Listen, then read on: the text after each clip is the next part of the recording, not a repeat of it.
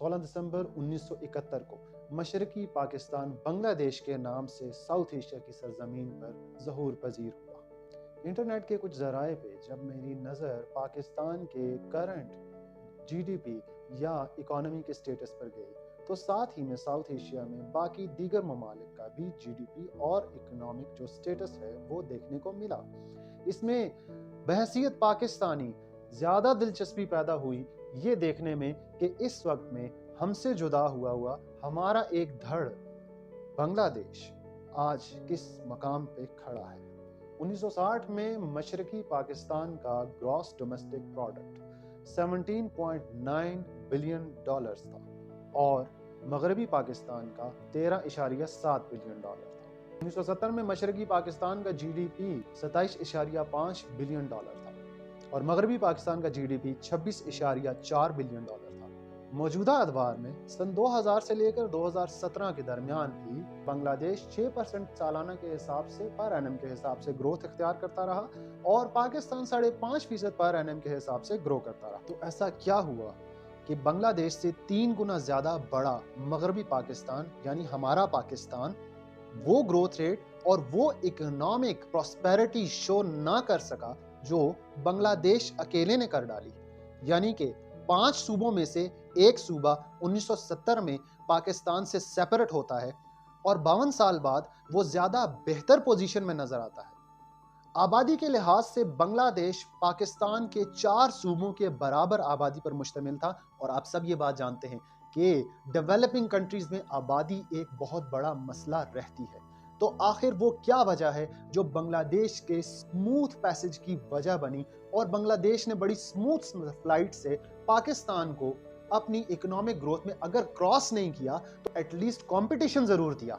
इस सच्चाई की खोज में जाना उस वक्त तक मुमकिन नहीं है जब तक बांग्लादेश के बानी शेख मुजीबुर रहमान का जिक्र न किया जाए। ऑल्दो कि मेरे और आपकी हिस्ट्री में शेख मुजीबुर रहमान को एक गद्दार के तौर पर देखा गया है और पढ़ा गया है, लेकिन जब तक उसका नाम यहाँ पर मेंशन न किया जाए और उसकी सियासी तहरीक का मेंशन न किया गया जो कि 6 पॉइंट एजेंडा था, 6 नुकाती एजेंडा शेख मुजीबुर रहमान का, जिसने 1970 में बंगाली अवाम में तूफानी लहर पैदा कर डाली। ये 6 पॉइंट एजेंडा शेख मुजीबुर रहमान ने पाकिस्तानी सूबों के लिए डिमांड किया था।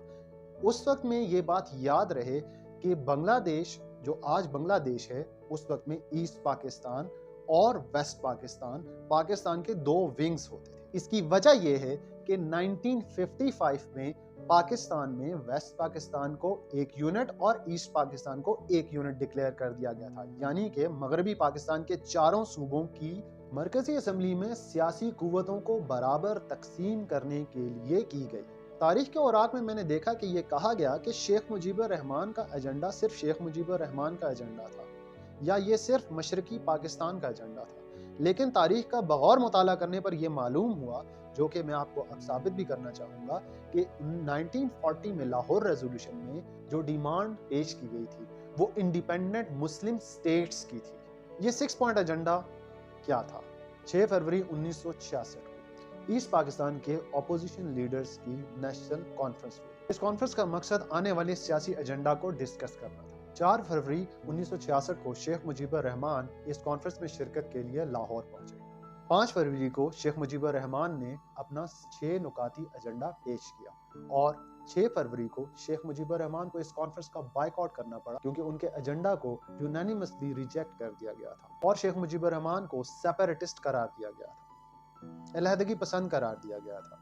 बहरहाल फरवरी 1966 में अवामी लीग ने 6 नुकाती एजेंडा को अडॉप्ट कर लिया और अपनी सियासी तहरीक के तौर पर इस्तेमाल किया। मशरकी पाकिस्तान में और मगरबी पाकिस्तान में उस दौर में इकोनॉमिक डिस्पैरिटी वैसे भी अपने उरूज पर थी। इस तहरीक को कामयाब बनाने के लिए ये एक बड़ी वजह बनी। यहाँ पर यह बात मेंशन करना बहुत ज़रूरी है कि शेख मुजीबुर रहमान का 6 पॉइंट एजेंडा एक्चुअली क्या था। हमें इसको ज़रा डिटेल में देखना होगा। मुअर्रिखीन ने इसको जिस तरह से बयान किया है एक तरफ में और दूसरी तरफ मुअर्रिखीन ने इसको जिस तरह से बयान किया है, दोनों का कंपैरिजन करके हमें क्या पता चलता है। Federal parliamentary form of government जैसा कि इस वक्त भी पाकिस्तान में प्रिवेल कर रहा है, वफाकी और पार्लिमानी तर्ज हुकूमत। लेकिन पॉइंट नंबर 2 में 6 पॉइंट एजेंडा थोड़ा सा इंटरेस्टिंग हो जाता है। पॉइंट नंबर 2 में शेख मुजीबुर रहमान ये डिमांड करता है कि फेडरल गवर्नमेंट की पावर्स सिर्फ डिफेंस और फॉरेन अफेयर्स तक महदूद होंगी और बाकी तमाम तर रेजिडुअल पावर्स प्रोविंसेस की होंगी, यानी कि सूबों को ज़्यादा से ज़्यादा खुद मुख्तारी फराहम की जाए। पॉइंट नंबर 3 में शेख मुजीबुर रहमान ये डिमांड करता है कि दोनों सूबों की दोनों विंग्स की, यानी ईस्ट पाकिस्तान और वेस्ट पाकिस्तान, ऑफ कोर्स उस वक्त में चूंकि 1 यूनिट स्कीम के मुताबिक पाकिस्तान के अभी के जो 4 सूबे हैं ये एक यूनिट के तौर पर एग्जिस्ट कर रहे थे according to 1 unit scheme of 1955। तो हाँ, शेख मुजीबुर रहमान उस वक्त में वेस्ट पाकिस्तान से ये डिमांड कर रहा था कि तुम्हारी और हमारी करेंसी जो है वो सेपरेट होगी, क्योंकि हमारी पैदावारी सलाहियत में और पाकिस्तान के बाकी 4 सूबों की पैदावारी सलाहियत में फ़र्क है, इसलिए हम ईस्ट पाकिस्तानी ये चाहते हैं कि हमारी सेपरेट करेंसी हो। टैक्सेशन और रेवेन्यू ये सूबों की पावर में होगा। पॉइंट नंबर 4 में ये कहा गया कि टैक्सेशन और रेवेन्यू भी सूबों की पावर्स होंगी। सूबे डिसाइड करेंगे कि उन्होंने किस मद में टैक्सेस लगाने हैं और अपना रेवेन्यू कैसे जनरेट करना है। फेडरल गवर्नमेंट अपने एक्सपेंसेस को पूरा करने के लिए या फेडरल सिस्टम ऑफ गवर्नमेंट को चलाने के लिए और दोनों हिस्सों को मुत्तहिद रखने के लिए जो भी ज़रूरी इक़दाम करने हैं, उन अखराजात के लिए फेडरल गवर्नमेंट अपना शेयर सूबों से वसूल कर सकती है, लेकिन वो भी सूबों की मर्जी के मुताबिक। 5वें पॉइंट में कहा गया कि सेपरेट फॉरेन एक्सचेंज होगा, ऑटोनमस ट्रेड एग्रीमेंट्स होंगे सूबों के, और बैनुल अक़वामी करेंसी के मुकाबले में दोनों सूबों की करेंसीज का वेटेज डिफरेंट होगा। पॉइंट नंबर 6 में यह कहा गया कि दोनों सूबों की सेपरेट मिलिट्री फोर्सेस होंगी, यानी ईस्ट पाकिस्तान की अपनी फौज होगी और वेस्ट पाकिस्तान की अपनी फौज होगी, और ज़रूरत पड़ने पर ईस्ट और वेस्ट दोनों मरकज़ को मदद प्रोवाइड करेंगे मुल्की सालमियत को बरकरार रखने के लिए। आपको मैंने शेख मुजीबुर रहमान का 6 पॉइंट एजेंडा इंतहाई आसान फहम में समझाने की कोशिश की है, और मुर्रिखीन का ये भी कहना है कि ये 6 पॉइंट एजेंडा 1966 से 70 के दरमियान शेख मुजीबुर रहमान की सियासी तहरीक के तौर पर, जो कि कहा यह जाता है कि सेपरेटिस्ट थी या गद्दारी तहरीक थी, अलहदी इख्तियार करने के लिए अपने 6 पॉइंट एजेंडा को इस्तेमाल किया। बाकी मुर्रिखीन के मुताबिक अगर पाकिस्तान की शुरू की हिस्ट्री है उसको स्टडी किया जाए तो ये बात थोड़ी सी मुख्तलिफ है। In the early days after the partition of Indo पाक सब कॉन्टिनेंट, जब पाकिस्तान बना था तो 1950s की दहाई में कुछ चीजें हुई थी रोनमा, और वो इस तरह से हुई। नवंबर 1950 में फर्स्ट ग्रैंड कन्वेंशन हुआ था डेमोक्रेटिक फेडरेशन का ढाका में। इस कन्वेंशन में यूनाइटेड स्टेट्स ऑफ पाकिस्तान, मैं रिपीट करता हूं, स्टेट्स ऑफ पाकिस्तान की टर्म इस्तेमाल हुई थी और इस पर गौर किया गया था। इस फोरम पर भी यही बात रखी गई कि सेंटर सिर्फ स्पेसिफाइड हेड्स में टैक्सेस इंपोज करेगा, लेकिन सूबों की खुद मुख्तारी को मद्देनजर रखते हुए और उनसे मुशावरत के बाद। इसी जैसी स्पिरिट में 1954 में भी ईस्ट पाकिस्तान में ईस्ट पाकिस्तानीज की जानिब से 21 पॉइंट प्रोग्राम पेश किया गया, जिसमें full provincial autonomy Lahore resolution की बुनियाद पे, लाहौर रेजोल्यूशन को मद्देनजर रखते हुए कंप्लीट सूबाई खुद मुख्तारी डिमांड की गई। उस वक्त भी टैक्सेशन और रेवेन्यू की पावर्स सूबों को देने का मुतालबा किया गया। हवाला ये दिया गया और याद दहानी करवाई गई कि लाहौर रेजोल्यूशन में जो टर्म इस्तेमाल हुई थी वो हुई थी independent Muslim states, states with an S, यानी प्लूरल, एक से ज्यादा रियासतें, खुद मुख्तार रियासतें, ये टर्म इस्तेमाल हुई थी। और इस टर्म की याद दहानी ईस्ट पाकिस्तानीज ने दोबारा अपनी इस तहरीक में करवाई 1954 में, जिसको तहरीक पाकिस्तान के बहुत से मुर्रिखीन ने इंडिपेंडेंट मुस्लिम स्टेट्स के बजाय इंडिपेंडेंट मुस्लिम स्टेट भी लिखकर पेश किया है। 1954 में उठने वाली इस तहरीक में इस बात का भी हवाला दिया गया कि 1942 में कायद आज़म के विजन को हुसैन शहीद सोहरवर्दी ने अपने अल्फाज में यूं पेश किया कि कायद आज़म का विजन पाकिस्तान के बारे में union of Commonwealth of Australia या डोमिनियन ऑफ कनाडा जैसा था कि ईस्ट और वेस्ट पाकिस्तान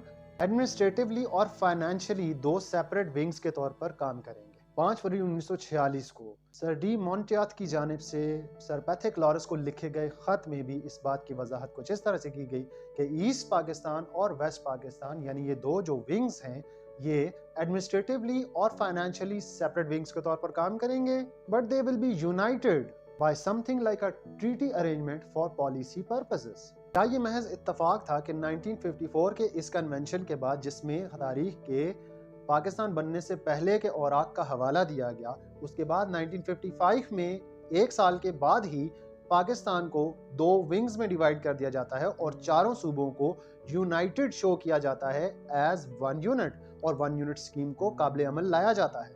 इस 1 यूनिट स्कीम का इख्तिताम 1970 के इलेक्शंस पर होता है, जब उन इलेक्शंस में अवामी लीग शेख मुजीबुर रहमान की पार्टी ईस्ट पाकिस्तान से फातह करार पाती है, और इतनी भारी अक्सरियत से फातह करार पाती है कि उनके मद्दे मुकाबल जुल्फ़िकार अली भुट्टो की पार्टी भी मरकजी असेंबली में इतनी वाज़ेह अक्सरियत नहीं दे पाती। 1970 के इलेक्शन से एक बात तो तय थी कि पाकिस्तान का आने वाला वज़ीर-ए-आज़म मशरक़ी पाकिस्तान से होने वाला है। तो बांग्लादेश की करंट सूरत हाल को देख के गुमान कुछ यूँ होता है कि अगर ये 6 पॉइंट एजेंडा जो कि बांग्लादेश में उस वक्त इम्प्लीमेंट हुआ, अगर पाकिस्तान के बाकी सूबों में भी इम्प्लीमेंट होता, पाकिस्तान उस वक्त 1 यूनिट ना होता, पाकिस्तान के सूबों को सूबाई खुद मुख्तारी हासिल होती, तो शायद या क्या आज नताइज मुख्तलिफ होते?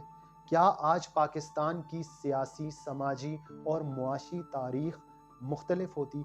क्या हमारा लिटरेसी रेट ऐसा ही होता जैसा आज है, या अब इस हालत में है? मेरे ख्याल में हमारे बहुत से सवालात के जवाबात आपको मिल चुके होंगे। अगली वीडियो तक के लिए आपसे इजाज़त चाहता हूँ। अल्लाह हाफिज़।